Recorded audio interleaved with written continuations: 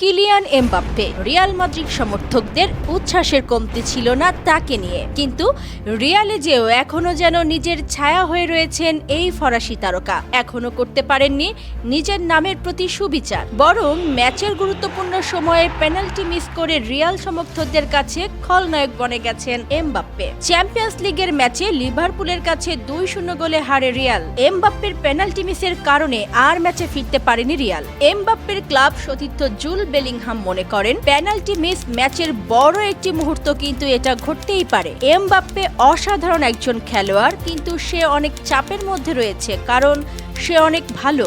তবে পেনাল্টি মিসই আমাদের খেলা হারার কারণ নয়। আমি নিশ্চিত জানি যে সে আরো অনেক মুহূর্ত তৈরি করবে, যা এই ক্লাবের জন্য অনেক বড় হবে।